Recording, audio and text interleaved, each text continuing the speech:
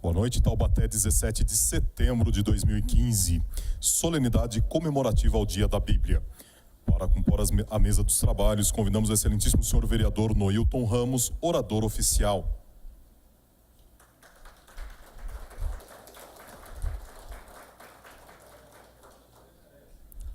Orador especialmente convidado, o senhor Guilherme Azeredo, representando a comunidade espírita.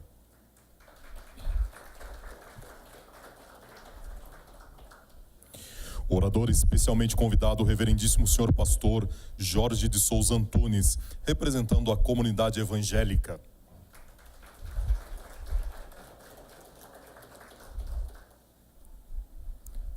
Reverendo senhor diácono Marcelo Henrique de Souza, orador especialmente convidado, representando a comunidade católica.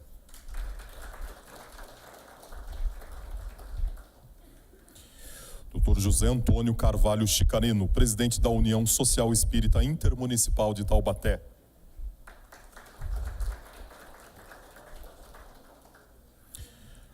Professora mestra Celinha Marques, presidente da Academia Taubatiana de Letras e vereadora da 12ª e 13ª legislaturas e membro da paróquia São Pedro Apóstolo.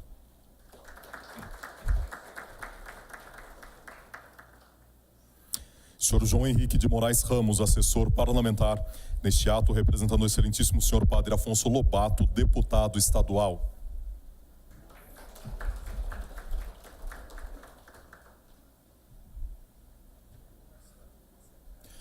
Passamos à abertura oficial.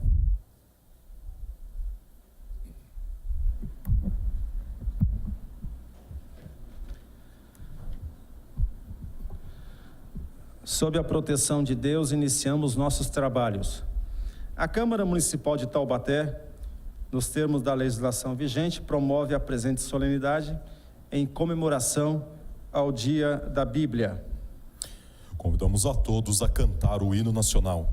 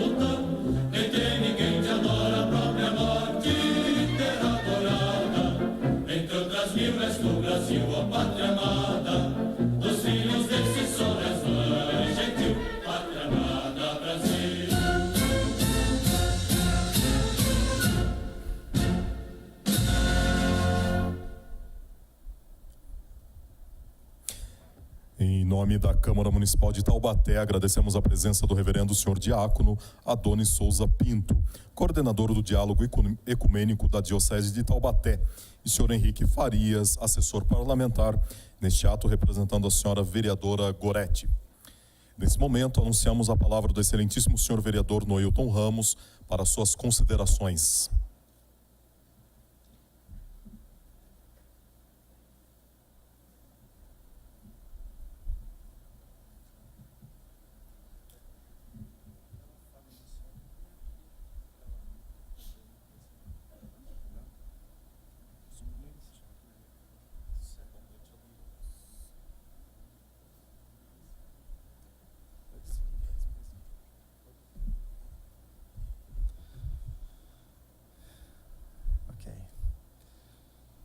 Eu quero cumprimentar a todos os presentes, cumprimentar aqui, eu vou citar alguns nomes aqui, principalmente os oradores, que é o senhor Guilherme Azevedo, que representa a comunidade espírita.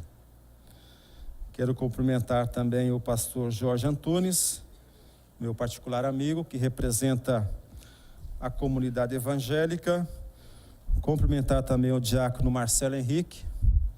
Eu cumprimento aqui também a minha colega vereadora Celinha Marques, o meu amigo ali, Dentinho, né? Palhaço Dentinho. Nome de guerra, né, Dentinho?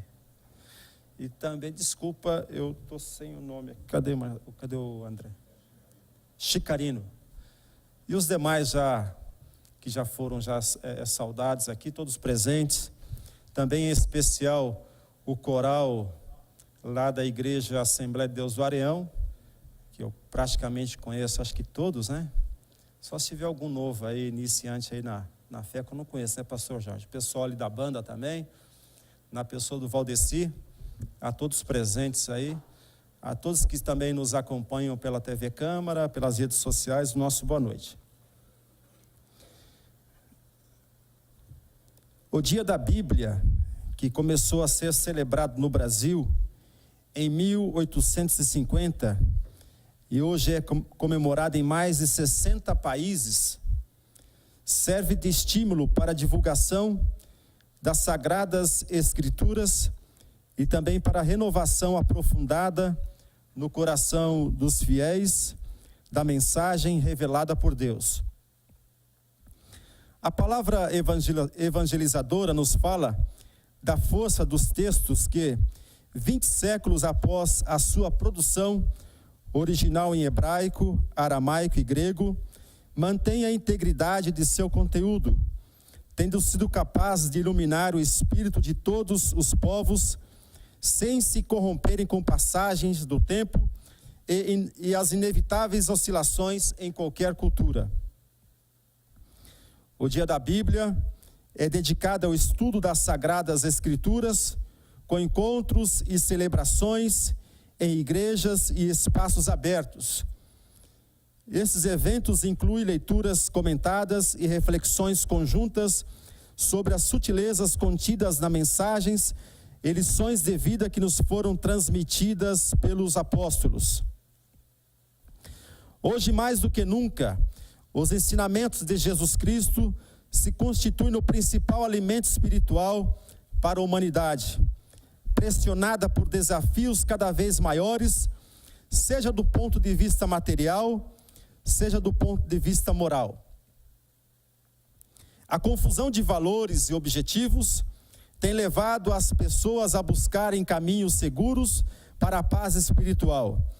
O diálogo construtivo e a solidariedade, única forma de projetarem esperança no futuro tão ameaçado pelo desentendimento, as crises financeiras e o esgotamento dos recursos naturais. A Bíblia, com sua força e sua originalidade, é guia seguro para avançarmos nesse caminho de paz. É ela que a humanidade tem recorrido em momentos de dificuldades, e são suas palavras de fé que continuarão a nos mostrar a verdade em meio das trevas. É no testemunho dos primeiros seguidores do Messias que se encontra guardado o tesouro incomparável da revelação transmitida através dos séculos por aqueles que foram tocados pelo Verbo Sagrado e decidiram dedicar as suas vidas à comunhão com Cristo. Graças à imprensa e à multiplicação de volumes da Bíblia, essa mensagem única e insubstituível pode ser preservada e utilizada para ampliar e aprofundar o esforço de evangelização que tão boa acolhida obteve no Brasil. No momento em que proliferam o estresse e o medo, potencializados pelo acúmulo acelerado de informações, somente a educação e a solidariedade podem servir de amparo e de proteção contra os perigos do individualismo, do consumismo e do pessimismo. E se a educação se faz sobretudo com palavras, é através da palavra divina, reunida e preservada na Bíblia, que temos oportunidade de nos educarmos e educarmos nossos filhos de acordo com valores e princípios que valorizam a dignidade da pessoa humana.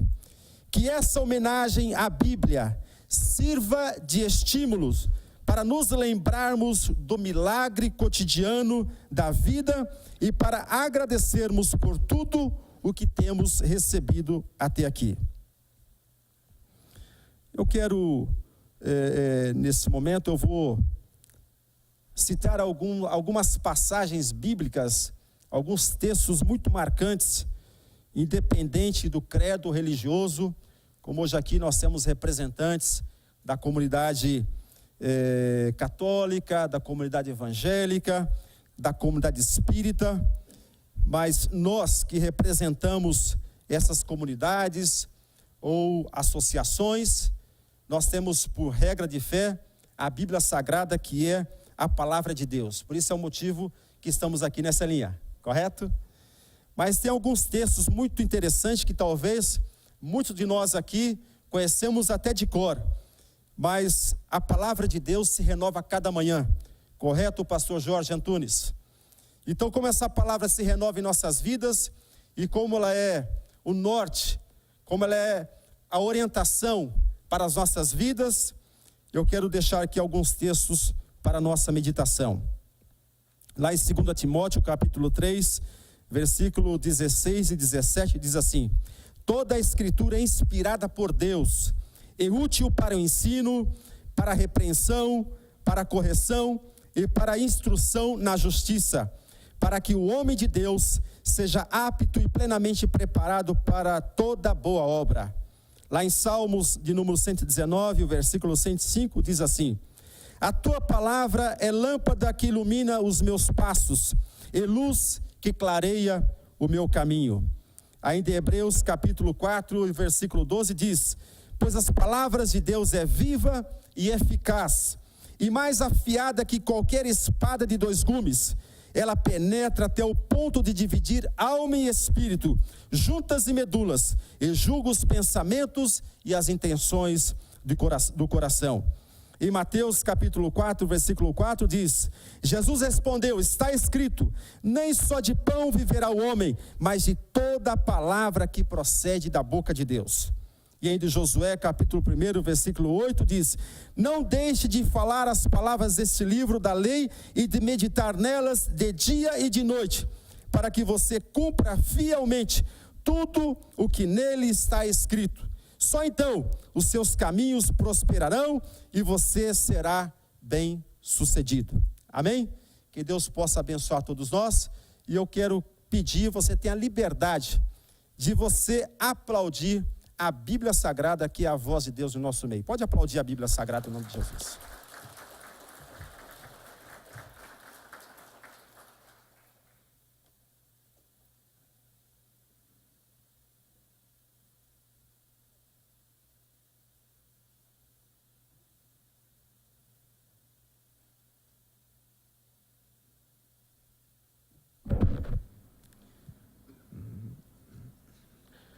Representando a comunidade espírita, foi especialmente convidado para ser orador dessa solenidade, como já citamos, o senhor Guilherme Azevedo, a qual nós concedemos a palavra.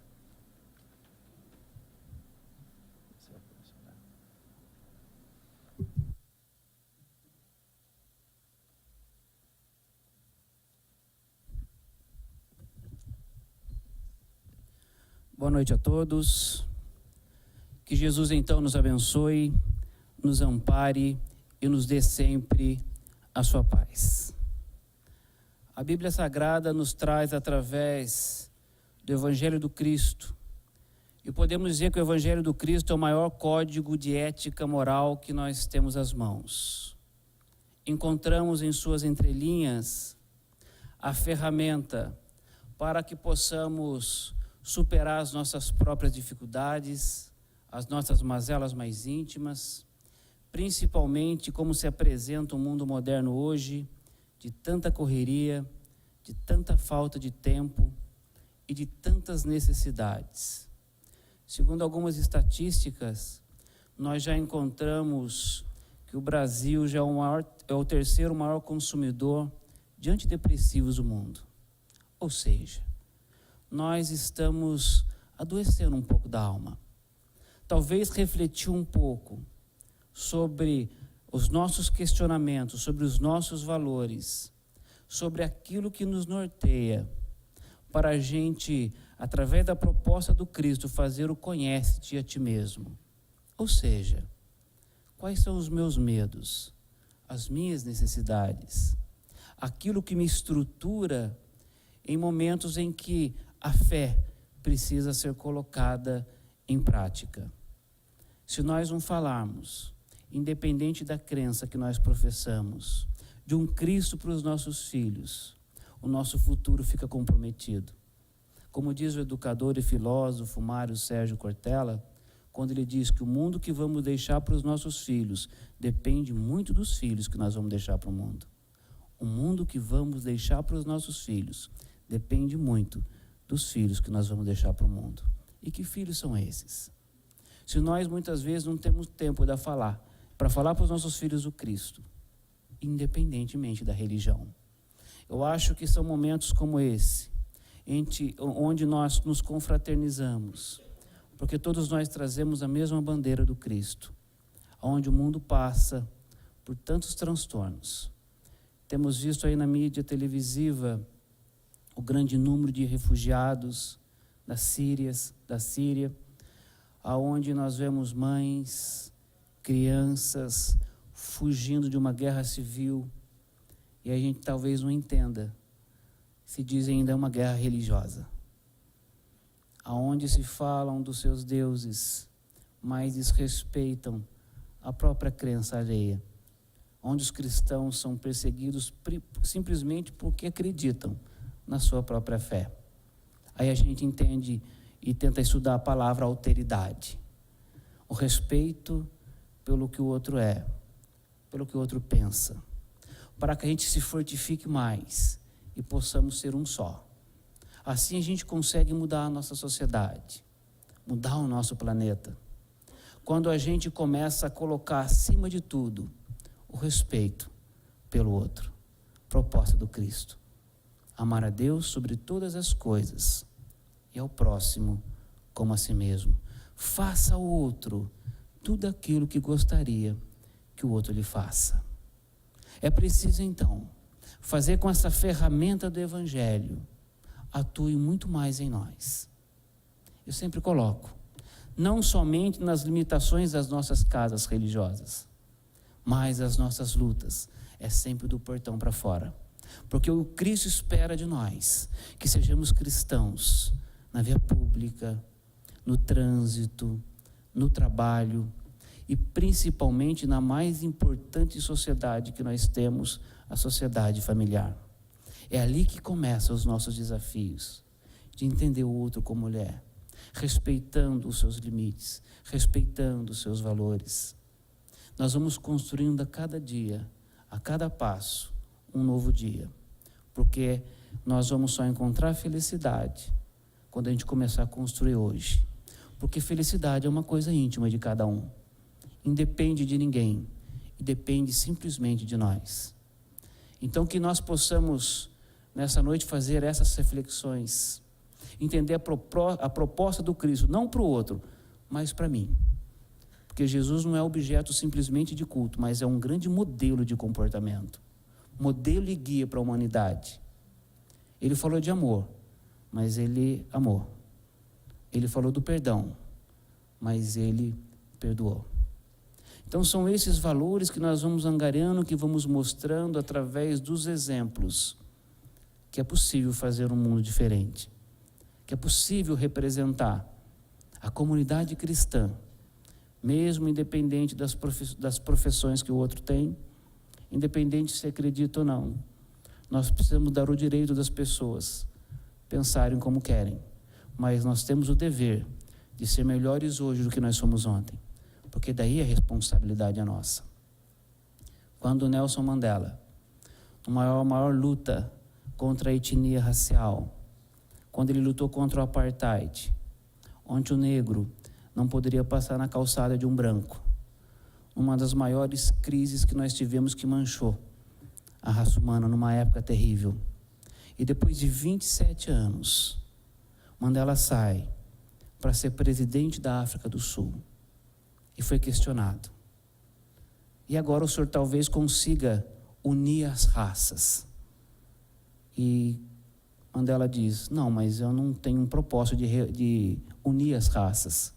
Mas como não? Essa não foi toda a sua luta? Não, porque não existem duas raças, somente a raça humana. Todos nós somos iguais. Todos nós temos a possibilidade de compreender o outro, de nos darmos as mãos, porque podemos dizer que a Bíblia Sagrada é o maior código de ética moral. É um grande tratado de relacionamento humano, para me aprender a amar o outro da forma que ele é, para me compreender o outro da forma que ele é. É preciso fazer isso hoje. Não dá mais para a gente ficar visitando o passado e nem mesmo esperar o futuro chegar, porque o futuro é agora, e é agora que a gente tem a oportunidade da mudança. Assim como diz num dos textos belos de Mário Quintana, para que nós repensamos as nossas condições, a nossa condição, porque não importa quanto tempo nós vamos viver, mas o importante é como nós estamos vivendo, diante das nossas responsabilidades como cristão. Os meus limites encerram quando iniciam os limites do meu irmão, independentemente da sua cultura, da sua raça e do teu credo. Como diz Mário Quintana, a vida é o dever que nós trouxemos para fazer em casa. Quando se vê, já são 6 horas. Quando se vê, já é sexta-feira. Quando se vê, já é Natal. Quando se vê, terminou o ano. Quando se vê, perdemos o amor da nossa vida. Quando se vê, passaram então 50 anos. Agora é tarde demais para ser reprovado. Mas se me fosse então dado um novo dia, uma nova oportunidade, eu nem mais olharia o relógio. Então seguiria sempre em frente.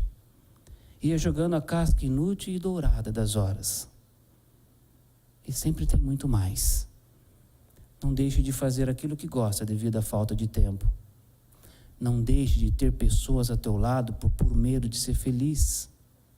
Porque a única falta que você vai ter desse tempo é que ele nunca mais voltará. O Cristo espera que sejamos seus discípulos hoje, porque ele vai até o outro através de mim, e todos nós podemos ser um só, uma grande proposta de educação moral que ele nos oferece, a Bíblia Sagrada. Que Jesus nos abençoe, hoje, agora e para todo sempre. Que assim seja, e graças a Deus. Obrigado.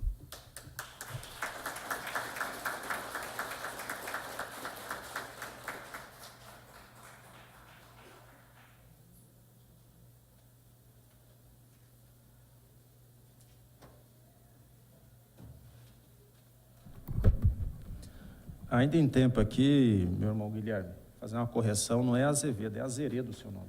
Desculpa, viu? Nessa oportunidade, eu quero convidar o pastor Jorge de Souza Antunes, representando a comunidade evangélica, para que possa usar a tribuna.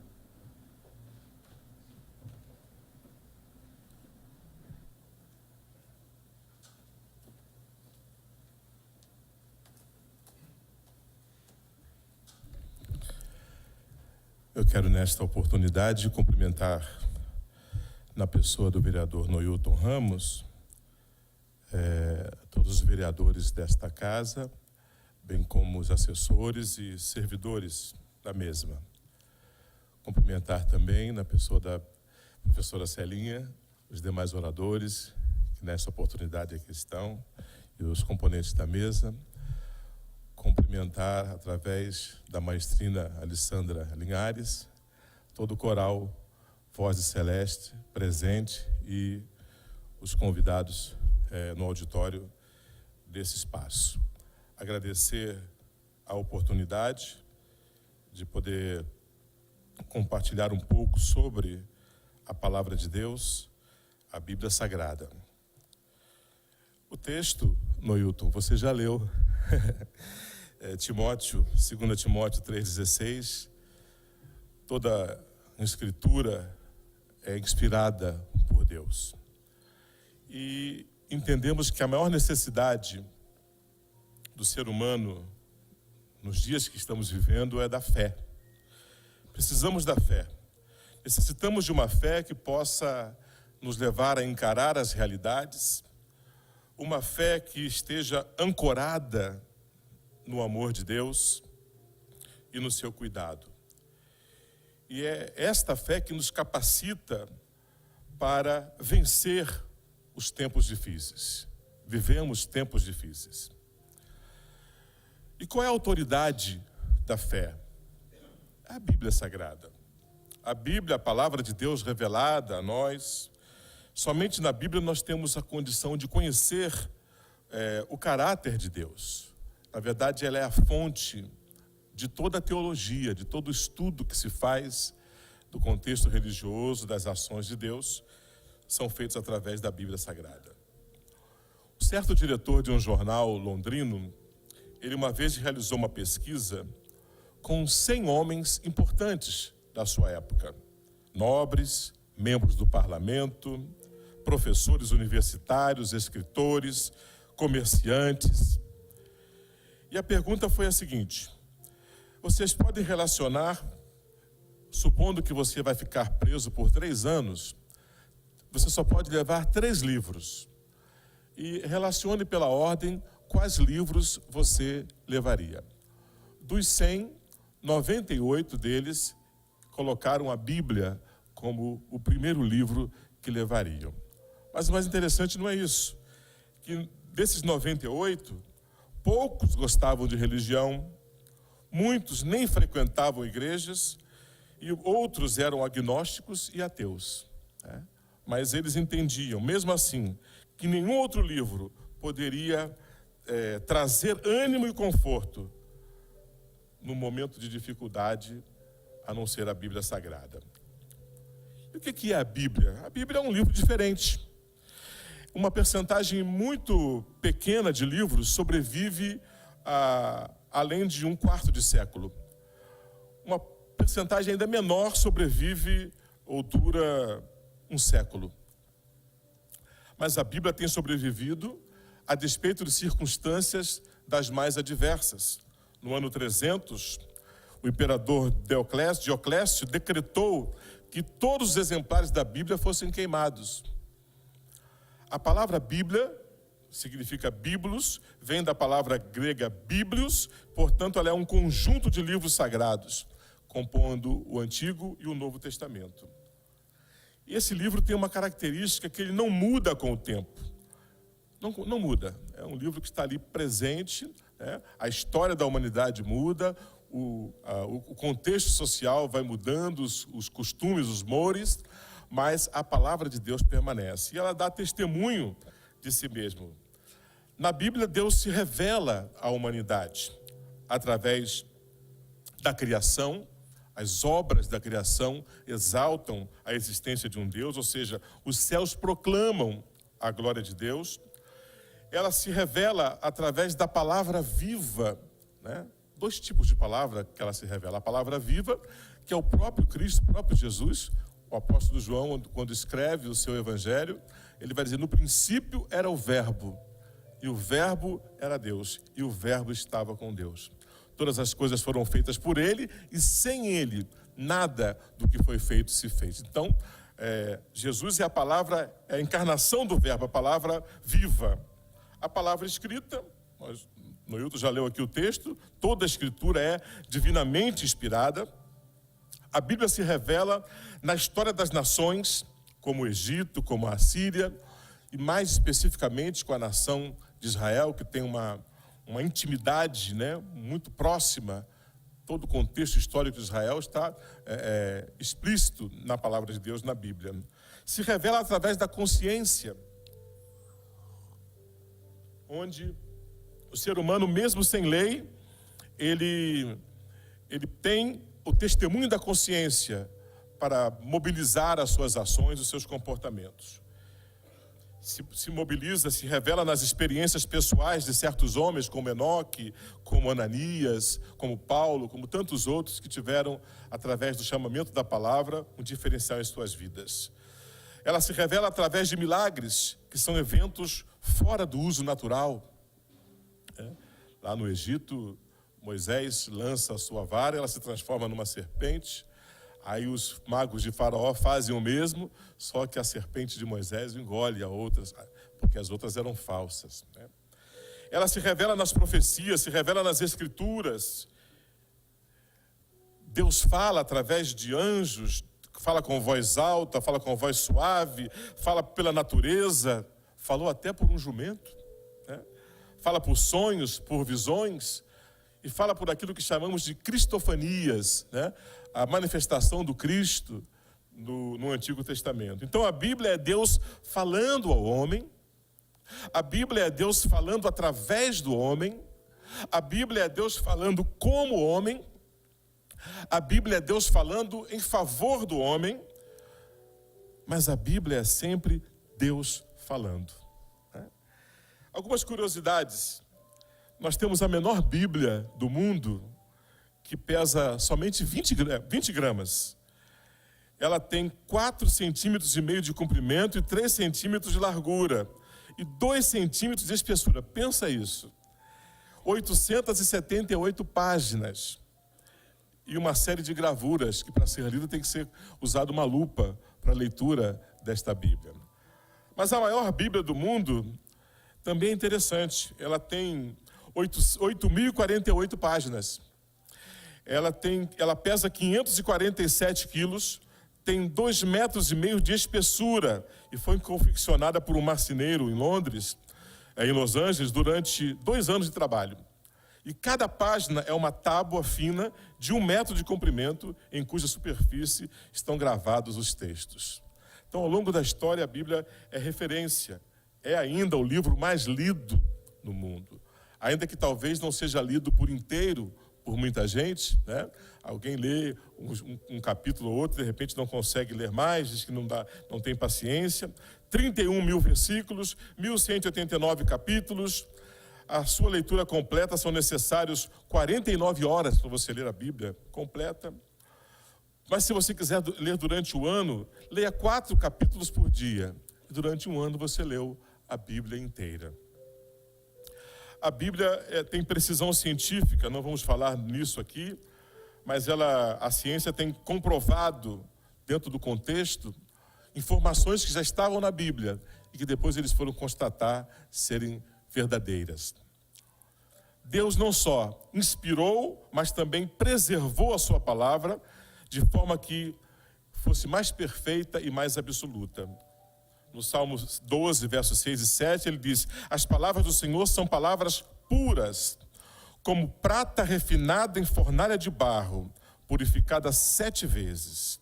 No Salmo 119, 89, diz que para sempre, ó Senhor, a tua palavra permanece, ou seja, está estabelecida nos céus. No Salmo 138, 2, engrandeceste a tua palavra acima de todo o teu nome. E Isaías 40, verso 8, seca-se a erva, cai a flor, porém a palavra do nosso Deus permanece eternamente.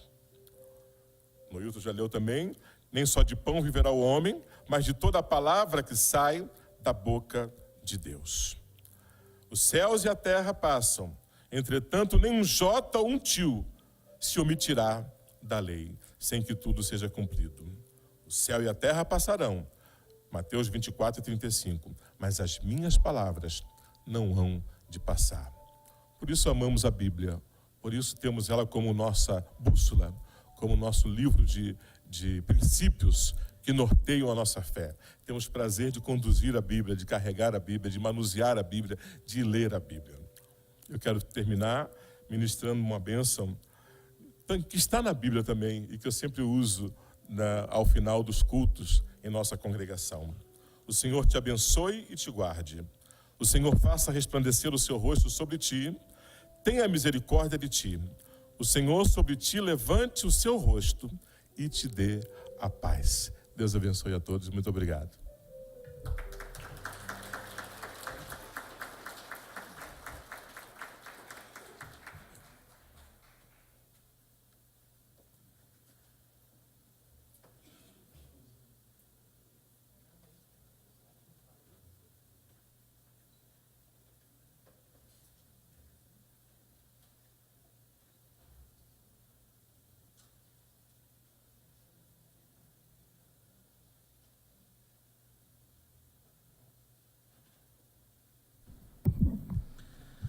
Representando a comunidade católica, nós queremos convidar neste momento o reverendo senhor diácono Marcelo Henrique dos Santos. Aqui está do Santos, viu? Souza. É meu xará, Souza. Então já tá aqui corrigido, viu, Souza? Fique à vontade aí, querido. Obrigado, então, boa noite para todos. De maneira particular, gostaria de agradecer a presença aqui do pessoal do grupo de jovens da Paróquia Santo Antônio de Lisboa. As pessoas estão já, uma salva de palmas para eles. Na pessoa do Paulo e da Adriana, que são os coordenadores. E eles vieram exatamente aqui hoje para ver a importância não só da palavra, que é uma coisa tão corrente no nosso dia a dia, no uso nos nossos cultos, nas nossas formações, mas sobretudo para ver a necessidade de dialogar. E aqui duas coisas me chamam a atenção de a gente estar aqui hoje junto. Primeiro, é de a gente estar falando de um texto sagrado num espaço público. Hoje em dia a gente vê tanta gente tentando tirar a influência das religiões, o ensino das religiões desses espaços. E com isso a gente perde muito em valores, porque, como foi muito bem lembrado aqui, a Sagrada Escritura é uma fonte inesgotável de valores. E antes mesmo de ser para nós que cremos em Jesus uma escritura sagrada, ela é para a humanidade um livro universal. Para quem faz letras, para quem faz literatura, a Sagrada Escritura conta como matéria, é estudado Bíblia. A diferença é o olhar. O nosso olhar é o olhar de fé, enquanto numa faculdade o olhar é um olhar acadêmico. Então a primeira coisa que me chama a atenção é a gente estar aqui no espaço público. E a segunda coisa que chama a atenção é que num tempo que a gente vive, tão marcado por intolerância religiosa, em que evangélicos não falam com católicos, católicos não falam com evangélicos, católicos falam mal de espíritas, espíritas não olham para católicos e evangélicos, a gente venha e se reúna aqui e se respeite e se escute. Isso é um sinal profundo de respeito à Sagrada Escritura, porque afinal de contas, Jesus Cristo, que para nós é uma grande referência, foi um homem que foi a todos, sem distinção. Então me chama a atenção a gente estar aqui junto nesse sentido. Durante muito tempo a gente já brigou muito, mas está na hora, já passou da hora da gente parar de brigar e da gente começar a trabalhar em conjunto. Eu fiquei pensando assim, o que eu vou falar numa cerimônia, num espaço público? Eu fiquei preocupado de ter gente aqui que não era propriamente cristã, e eu falei, como é que eu vou falar de uma mensagem que para mim é sagrada e para o outro não é? Então eu preparei uma reflexão no sentido de perceber um valor mais amplo da Sagrada Escritura. Algo que não se refere só a nós que cremos, mas que poderia valer para qualquer pessoa, mesmo um não cristão, né? Primeira coisa, um contexto. Como eu já havia dito, A gente vive num tempo de muita intolerância religiosa. Isso não é de hoje, né, gente? Na antiguidade, a gente tinha guerra santa. Uma guerra feita em nome de Deus. A gente acreditava que Deus mandava a gente fazer guerra. Na Idade Média, nós, cristãos, tivemos inquisição. A gente condenava à fogueira pessoas que não concordavam conosco. Na modernidade, quando começa a ciência a se desenvolver e a razão a pensar melhor, a gente vê os movimentos religiosos, então, forçando uma leitura tão literal da Bíblia que chega a ser ridícula. Pega tanto, é isso, não sabe interpretar, como diz Paulo, é o Espírito que vivifica, porque a letra mata. Então a gente passou um tempo da letra e por isso a gente arrumou muita encrenca. Agora, muito recentemente na nossa história, nós tivemos 2 guerras mundiais e as religiões se viram de mãos atadas. Discursos tão bonitos, palavras tão eloquentes nas nossas igrejas, mas ao mesmo tempo 2 guerras acontecendo. E nós nos vimos então como o nosso discurso está só na fala e falta atitude. O nosso discurso está na boca, mas não está no coração. E agora, esses dias, você liga o Jornal Nacional, qualquer jornal, você vê o Estado Islâmico, um grupo do Estado Islâmico, brigando em nome de Deus.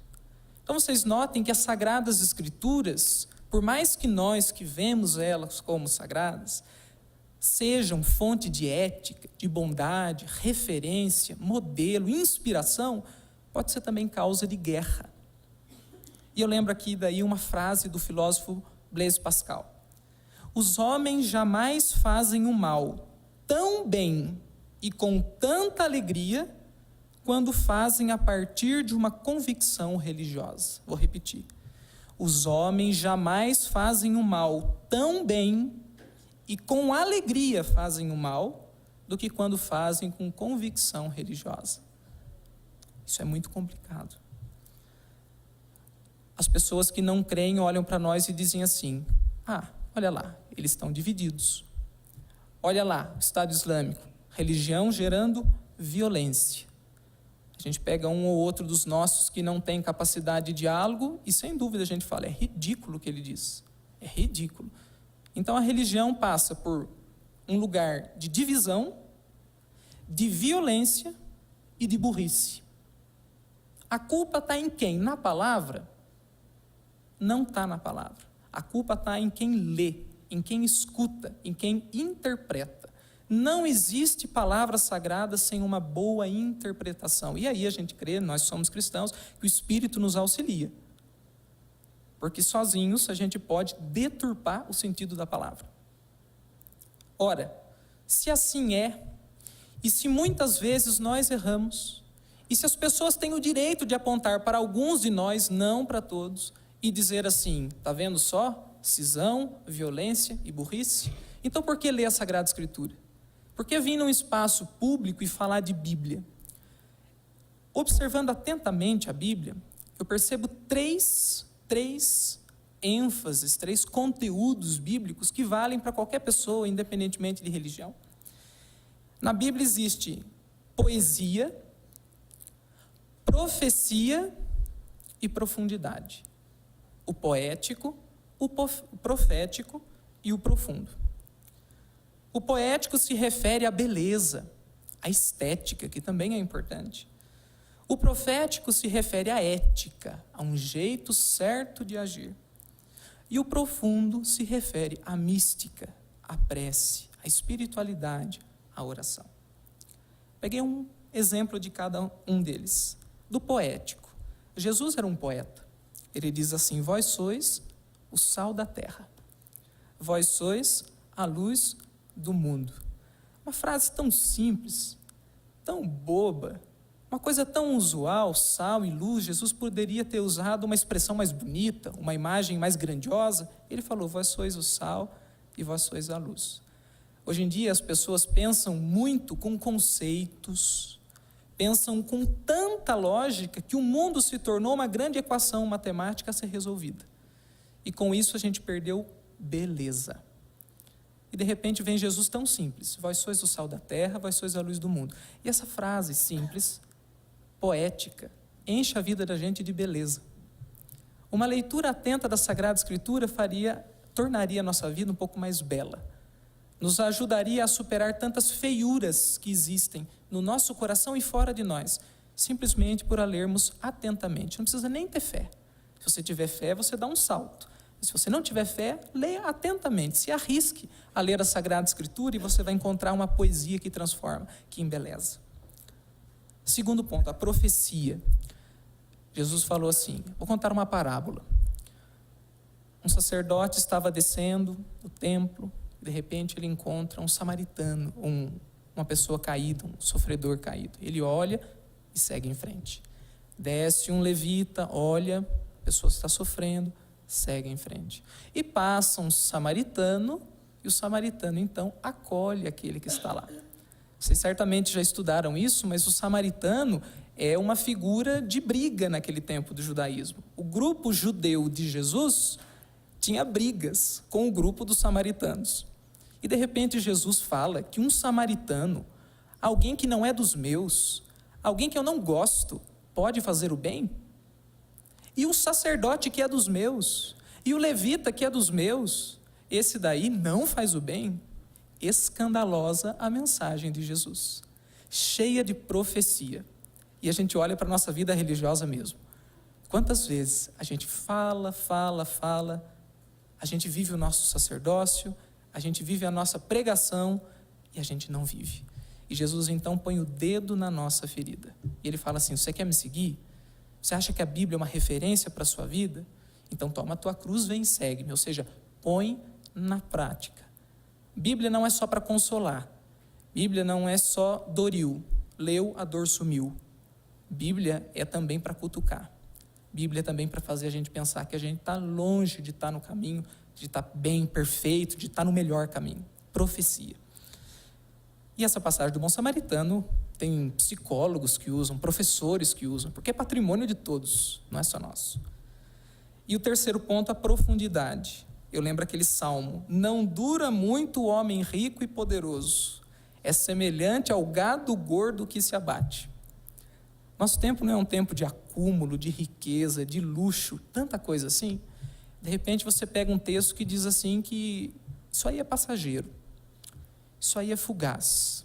As coisas não são tanto lá essas coisas. Vai na contramão do mundo. Sai da superfície e entra na profundidade. E de repente a gente se questiona, pois é, quais são os nossos reais valores? Pelo que vale a pena viver? De repente a gente viu, passou 50 anos. E agora não dá mais para ser reprovado. Um olhar atento, então, meus irmãos, faz a gente perceber na Bíblia um poético, um profético e um profundo. Um jeito de encher a vida de beleza, de bondade e também de profundidade, de prece, de oração. Eu concluo. O filósofo alemão Walter Benjamin disse uma vez que toda sociedade precisa de uma referência religiosa, uma referência transcendente. Quando uma sociedade mata Deus, põe Deus de lado, não demora muito a logo ela endeusar uma outra coisa. Mas nenhuma sociedade, por mais que se diga descrente, vive sem um princípio maior, que paute a sua vida. Até mesmo uma sociedade totalmente descrente. O princípio, o Deus, é a razão. Ora, nossa sociedade, nós vemos que desde aí 1500, 1600, vem tentando matar Deus em muitos sentidos. Agora a gente tirou Deus e criou novos deuses. Só que como são deuses falsos, a gente não chama de Deus, a gente chama de ídolos. E daí vem a idolatria. E daí vocês podem ver quem são os deuses hoje. O consumo, o individualismo, o corpo, o prazer, o indiferentismo. O outro não tem nada a ver comigo. Matamos um Deus. Jogamos fora um conjunto escriturístico, uma palavra sagrada. E colocamos no lugar os panfletos de supermercado, os sites pornográficos e tantas outras coisas. Matar o transcendente é colocar aquilo que não é transcendente, é colocar aquilo que não é sagrado, é colocar aquilo que não é eterno no lugar daquilo que não passa, daquilo que não é eterno. Portanto, qual é o sentido de ler a Bíblia hoje, sendo cristão ou não? A Bíblia aponta horizontes alternativos à nossa sociedade. Caminhos diferentes dos caminhos que nós estamos trilhando. E nós vemos que nós não estamos trilhando um caminho bom. A nossa sociedade está à beira de colapsos em muitos sentidos, educacionais, familiares, sociais, pessoais, de realização. Se as pessoas se arriscassem a ler, ainda que sem fé, mas com profundidade e sinceridade a Sagrada Escritura, elas encontrariam ali uma referência. E para nós que cremos, nós sabemos, essa referência vem do próprio Deus. Por que ler a Bíblia? Porque a Bíblia é um caminho alternativo. Porque a Bíblia tem um caminho de vida, enquanto a nossa sociedade está trilhando cada vez mais para a morte. O problema está na Bíblia? Não. O problema está em quem lê a Bíblia. Nunca uma Bíblia explodiu numa mesa ou numa estante. Nunca um Corão explodiu numa biblioteca. Mas muçulmanos, cristãos, judeus, qualquer religião, esses podem matar em nome de suas escrituras. A culpa não é da escritura. A culpa é de quem lê sem saber ler. Convido vocês, então, a olharmos para a Bíblia a partir de pessoas que vivem ela com sinceridade. Antes da gente falar mal dos cristãos, dos muçulmanos, dos judeus ou qualquer religião, a gente tem que olhar para aquele cara ou aquela moça da religião deles que levam a sério, porque esses são referências. E a maioria das pessoas das nossas igrejas, das nossas religiões, ainda não chegaram nesse caminho de uma sinceridade total, de uma entrega total. E por isso se torna um contra-testemunho. Fala bonito de Deus, mas a vida não diz a mesma coisa. Leiamos a Bíblia. E quando alguém perguntar para a gente, mas por que tanta violência? Por que tanta divisão? A gente vai falar assim, a culpa não é de Deus. A culpa não é da Escritura. A culpa é de quem não sabe ler. E não são todos que não sabem ler. Tem muita gente inteligente, e aqui a prova tácita disso, de que a gente tem gente inteligente, capaz de ler, interpretar e dialogar. Estão aqui os nossos oradores que falaram tão bem para nós. Por fim, eu manifesto em nome da comunidade católica a nossa abertura para qualquer tipo de diálogo, seja ele religioso, seja ele na caridade. Se o diálogo religioso ainda é tão difícil para nós, em função de várias questões históricas, que a gente não perca de vista que o ser humano é uma coisa que a gente tem em comum. A gente não pode deixar a vida humana sofrer em função das nossas diferenças. Se as nossas diferenças nos dividem e a gente ainda não conseguiu resolvê-las, ao menos olhemos para as pessoas que precisam da nossa palavra. Quanto mais divididos nós estivermos, mais as pessoas sofrerão. E nós seremos cobrados, sem dúvida, no céu. Obrigado.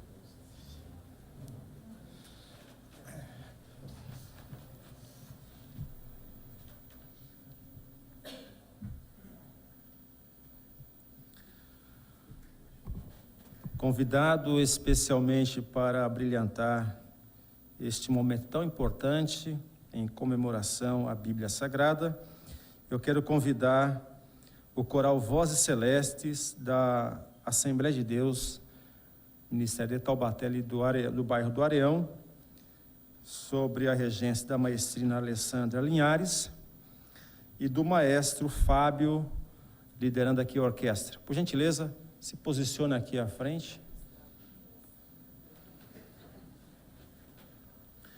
Enquanto eles estão aqui se posicionando para ganhar tempo, eu ouvindo aqui os três oradores, eu me lembro que numa história interessante, diácono Marcelo Souza, o pastor Jorge Antunes e o senhor Guilherme Azeredo.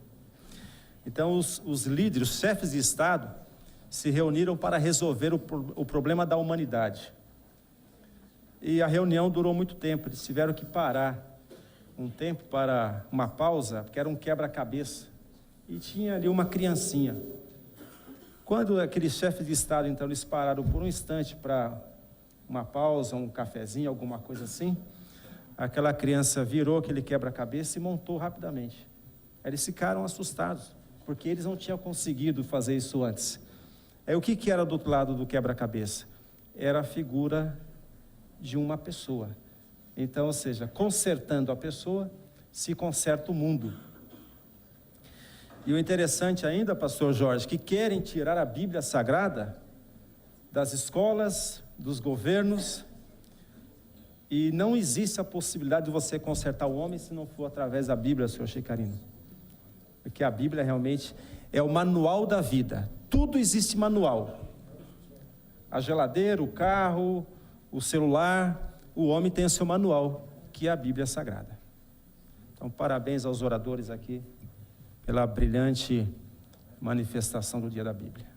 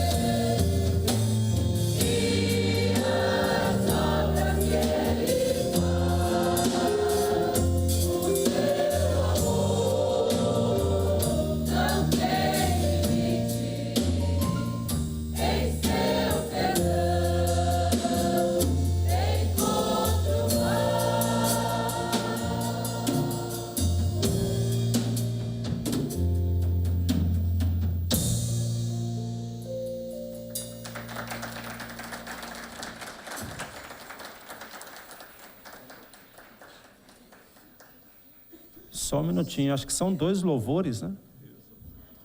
Pelo que eu percebi, cantaram só um. Isaías, não quer cantar mais não, Isaías? Canta mais aí, rapaz. Tá tão bonito, né, Diácono? Tá lindo, né, Celinha? Vale a pena.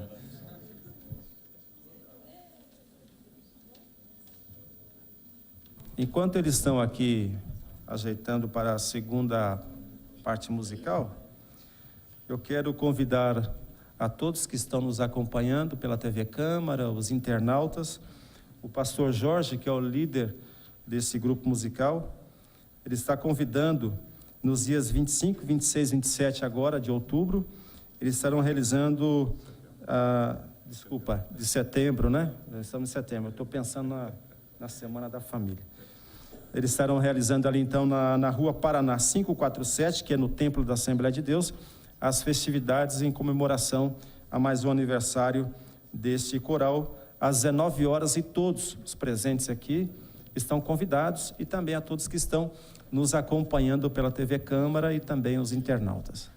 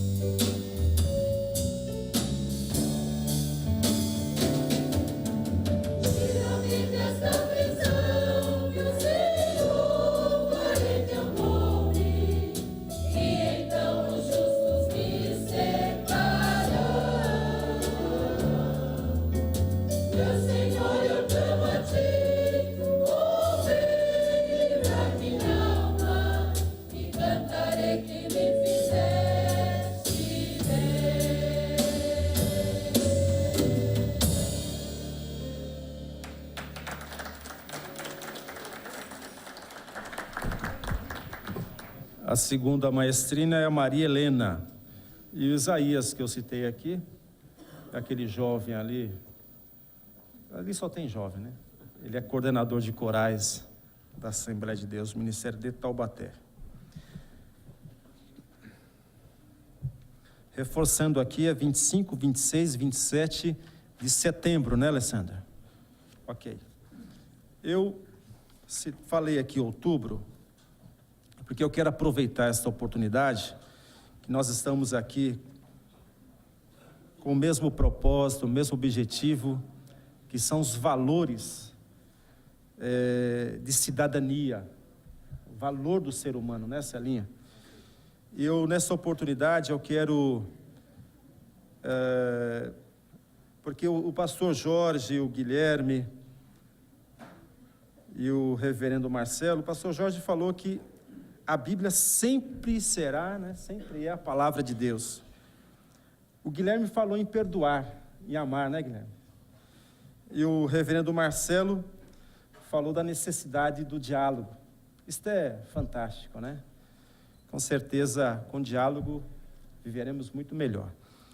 E aproveitando esta oportunidade, reverendo Marcelo, do diálogo, nós temos uma lei que foi aprovada este ano aqui na Câmara de Taubaté, que trata da Semana da Família, os valores da família. Vivemos um período onde esses valores têm sido desprezados. Então vai acontecer aqui em Taubaté de 19 a 24 de outubro agora, de 2015, essa semana dedicado à valorização da família.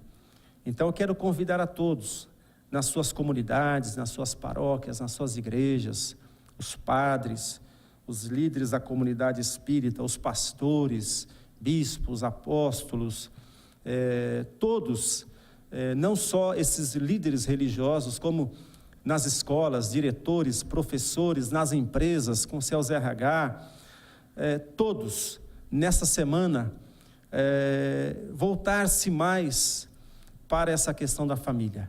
Não que um evento vai mudar todo um contexto de prejuízo familiar, mas isto faz parte de um processo realmente de investimento, de valorização, de zelo, de cuidado pela família, em todos os sentidos.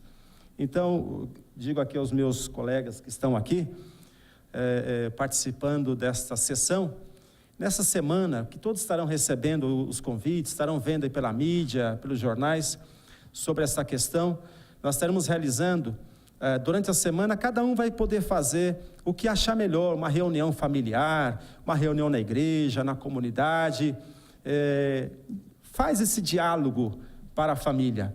E no dia 24, eu convido todos os senhores para que estejam conosco, numa grande marcha da família, numa grande marcha que nós estaremos nos reunindo ali em concentração a partir das 9 horas da manhã na Praça do Epaminondas, e saindo em marcha da Praça do Epaminondas até a Avenida do Povo, onde aqui nós teremos aqui participação de show, de um grande espetáculo do povo, da população de uma forma geral, e vai ser um evento muito lindo.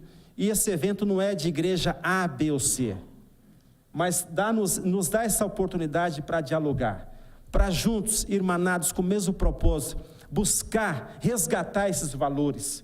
Então todos vão ter a oportunidade de participar, e vamos orar junto, vamos rezar juntos, vamos juntos buscar a Deus, como nós melhorarmos a nossa cidade, a nossa igreja, a nossa comunidade, a nossa família. Essa é a proposta, e todos os senhores estão convidados, ok? Façam um esforço para que possa estar conosco, ok? Muito obrigado mais uma vez. Bom, repetindo, de 19 a 24, e a marcha no dia 24 é um sábado, concentração às 9 horas na Praça do Epaminondas, depois a partir das 10 encaminhada para a Avenida do Povo, e aqui vai ter várias coisas que vão acontecer, bazar social, corte de cabelo, brincadeira para a criançada, pipoca, algodão doce, cachorro quente. Então, traga aí os seus filhos para nós podermos participar. Em nome da Câmara Municipal de Taubaté, registramos nossos sinceros agradecimentos aos componentes da mesa diretora, aos membros da comunidade religiosa, a qual, mais uma vez, eu quero citar aqui o senhor Guilherme Azeredo, pastor Jorge Antunes, diácono Marcelo Souza, minha amiga vereadora Celinha Marques, aqui o meu amigo João Henrique, mais conhecido como Dentinho, ou Palhaço Dentinho, né? É o nome de guerra, e também o meu amigo Chicarina aqui. Deus abençoe a cada um dos nossos irmãos aqui. Amém? Em especial, aqui também os nossos servidores, né? Lital Dídimo, Calil, a Glória, tá aí o André, a Thelma, a Larissa, eu vi por aí agora há pouco. Muito obrigado, o Luiz Carlos, o Eliseu, que me assessora aqui. Muito obrigado a todos pela presença, o coral, os demais que acompanham os oradores da comunidade espírita, da comunidade católica, os jovens que estão ali, venham participar conosco dia 24 dessa marcha. Vocês podem fazer umas faixas, viu, Diácono? Faz umas faixas de valorização da família, põe o nome da sua comunidade, do seu grupo, venham com uma camiseta tudo igual, vai ser uma festa muito bonita. A Celinha vem de roxo, né, Celinha? E o dentinho vem de verde. Às senhoras e aos senhores, aos telespectadores da TV Câmara que acompanham ao vivo essa solenidade, está aqui, eu vou repetir mais uma vez, Coral Vozes Celestes, da Assembleia de Deus, Ministério de Taubaté. Já citei aqui, mas aos servidores da Câmara, que de repente tem mais alguns por aí que eu não citei o nome. Os que estão representando aqui os vereadores. A todos, enfim, o muito obrigado do Poder Legislativo taubatiano. Nós declaramos encerrado essa solenidade. Boa noite a todos.